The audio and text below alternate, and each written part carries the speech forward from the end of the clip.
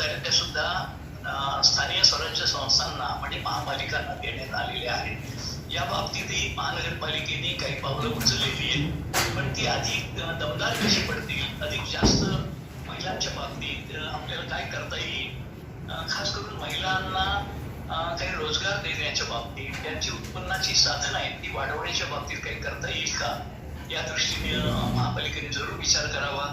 मी त्या बाबतीमध्ये राज्य शासनाचं महिला व बालविकास विभाग आहे यांच्या मार्फत काय त्याचं बळकटीकरण करता येईल का, काही सहाय्य मिळेल का, याची सुद्धा चाचपणी करतो। यामध्ये जे निकष विचारात घेतले जातात ते निकष शिक्षण, आरोग्य, नंतर सुविधा यांचा विचार याच्यामध्ये केला जातो। या सर्व आघाड्यांवर आपल्या शहराची प्रगती नजरेत भरणारी ठरली आणि त्यामुळेच केंद्र सरकारने आपल्याला वरचा क्रमांक दिलेला आहे।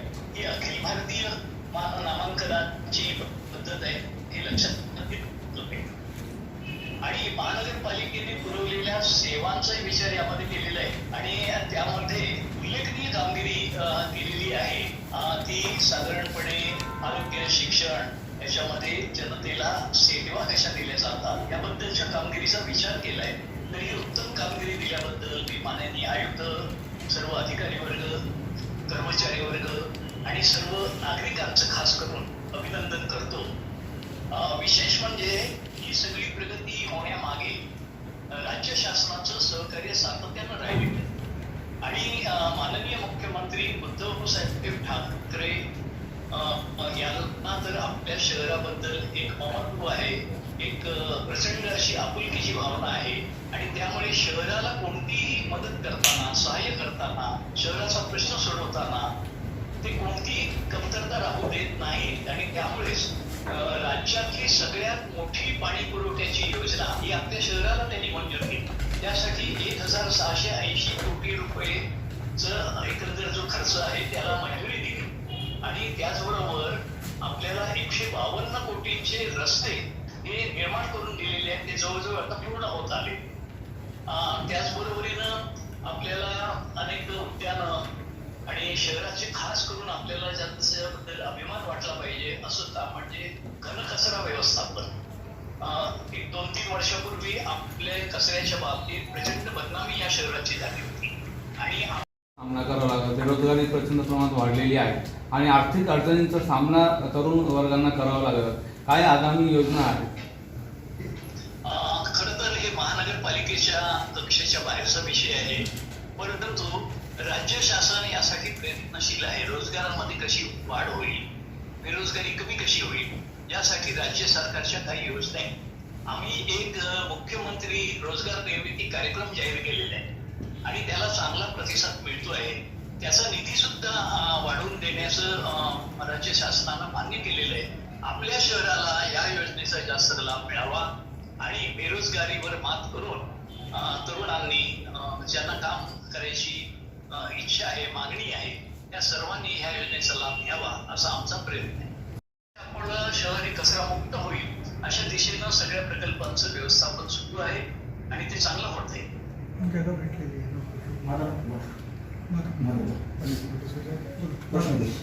प्रश्न काय आहे? शहराचा इकडं आपल्याला नागरिकांचं जीवन जगण्यामध्ये जे प्रगती झालेली आहे इकडं, दुसरीकडं पाण्याचा जो प्रश्न आहे 5 दिवसाला 7 दिवसाला आणि आता उन्हाळ्यात पुन्हा वाढणार आहे, तर तातडीच्या उपाययोजना काय आहेत नागरिकांसाठी? अगदी बरोबर, चांगला प्रश्न तुम्ही विचारला। कारण ही जी आपली मोठी योजना आहे ती पूर्ण व्हायला काही वेळ लागेल आणि ती सुरळीत चालू राहावी याच्याबद्दल वरपासून खालपर्यंत ते बारकाईने लक्ष आहे। म्हणजे माननीय मुख्यमंत्र्यांनी स्वतः ती कामं कशी चालू आहे हे सुद्धा पाहायला वेळ दिला आणि त्यांनी येऊन आपल्या शहरामध्ये जी मनोरा टाक्यांची कामं सुरू झालेली आहेत ती त्याची पाहणी केली। इतकं राज्य सरकारचं आणि महापालिकेच्या प्रशासनाचं बारकाईने लक्ष आहेच, पण त्याचबरोबर ही मोठी योजना पूर्ण व्हायला जर वेळ लागणार असेल तर सध्याची जी काही व्यवस्था आहे, जे वितरण होतंय, वाटप होतंय पाण्याचं, त्याच्यामध्ये काय सुधारणा होते याच्यावर आम्ही काम सुरू केलेलं आहे। 1-2 दिवसातच मी याबद्दल एक बैठक घेऊन याच्यात नागरिकांना अधिक चांगला काही दिलासा देता येईल का, ज्यांना जे पाणी अत्यंत कमी पडतंय त्यांना कसं जास्त देता येईल आणि किंबहुना उद्या येणाऱ्या तीव्र उन्हाळ्यामध्ये सुद्धा पाण्याचा प्रश्न हा भेडसावू नये त्यासाठी काय काय करता येईल याच्यासाठी आम्ही उपाययोजना करतो आहोत.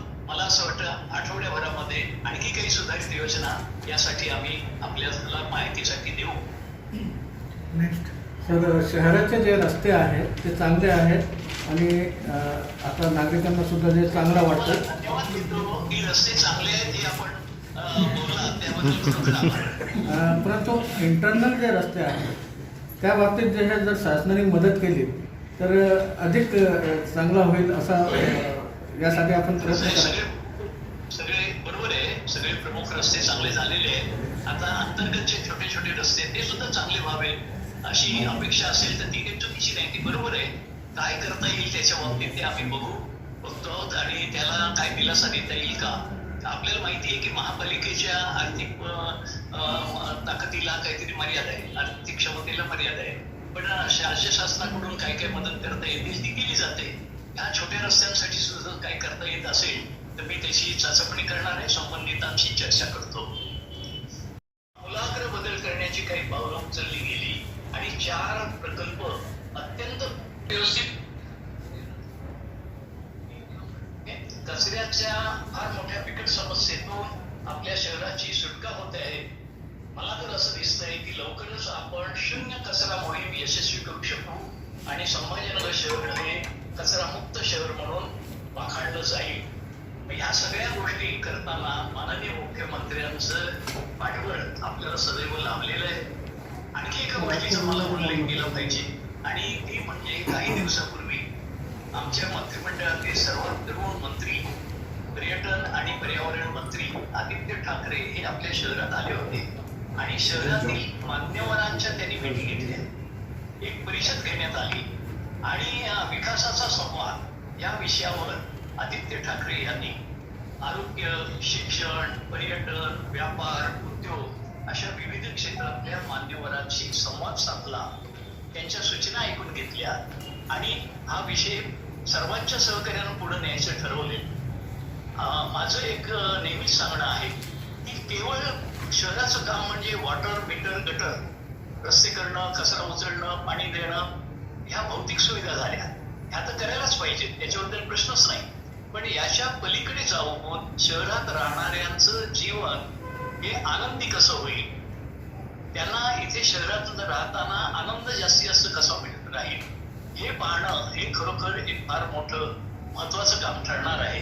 आणि म्हणूनच आपल्या शहरीवासियांच्या जीवनामध्ये जास्तीत जास्त आनंद आणण्यासाठी जे प्रयत्न होत आहेत त्या प्रयत्नांची दखल आता केंद्र सरकारने घेतलेली आहे आणि जीवन गुणवत्ता मानांकन जाहीर करताना आपल्या शहराला वरचा क्रमांक दिला आहे.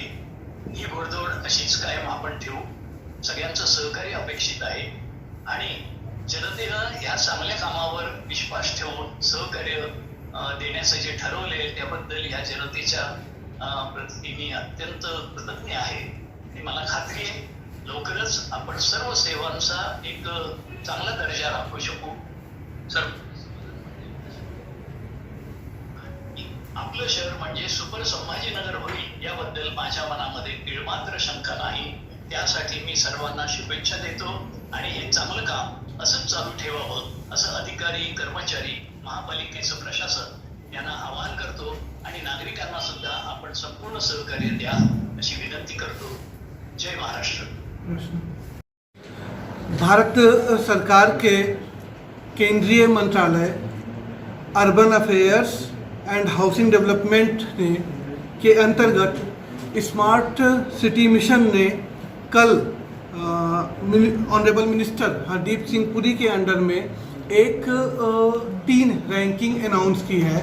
इसके अंतर्गत भारत के सभी ऐसे शहर जिनकी पॉपुलेशन 10 लाख से कम है और ऐसे महानगर पालिका जिनकी पॉपुलेशन 10 लाख से ऊपर है, इनकी विभिन्न कामों के अंतर्गत उनकी रैंकिंग क्या है, उनके इंडेक्स क्या है, ये जाहिर किए गए हैं. इनकी घोषणा की गई कल. बहुत ही आनंद की बात है कि औरंगाबाद महानगर पालिका और औरंगाबाद स्मार्ट सिटी, इसके साथ ही साथ औरंगाबाद शहर ने ईज ऑफ लिविंग इंडेक्स पे 34th रैंक प्राप्त किया है.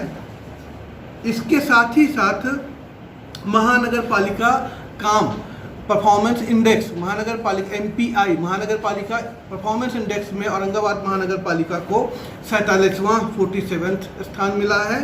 एंड उससे भी ज़्यादा आनंद की बात ये है कि जीवन गुणवत्ता निकष quality of life is index में औरंगाबाद शहर को 13वां स्थान प्राप्त हुआ है। लास्ट जो रैंकिंग आई थी उसमें औरंगाबाद शहर को क्वालिटी ऑफ लाइफ में 97 रैंक प्राप्त हुई थी। इस बार 64 स्थान की जंप करते हुए औरंगाबाद शहर 13वें स्थान पर आ गया है। इसके साथ इसी रैंकिंग को अगर हम भारत सरकार के दूसरे मंत्रालय स्वच्छ भारत मिशन मंत्रालय की रैंकिंग से अगर कंपेयर करें, जिसमें कि लास्ट ईयर हमारी रैंकिंग 42 थी और इस साल स्वच्छ भारत मिशन में हमारी रैंकिंग 26 आई है।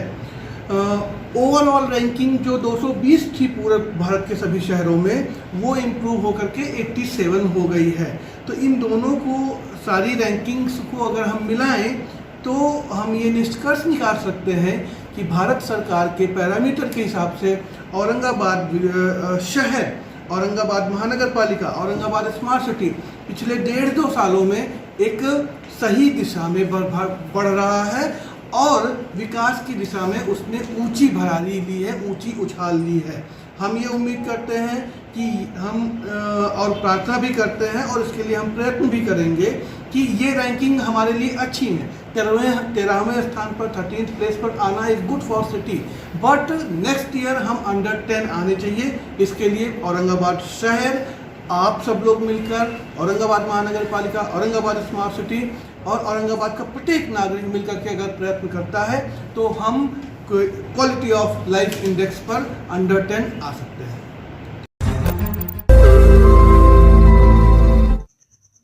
रोज नई खबरों को देखने के लिए हमारे औरंगाबाद समाचार चैनल को सब्सक्राइब कीजिए और नोटिफिकेशन पाने के लिए हमारे बेल आइकन को दबाइए ताकि हर खबर की नोटिफिकेशन आपको मिलती रहे।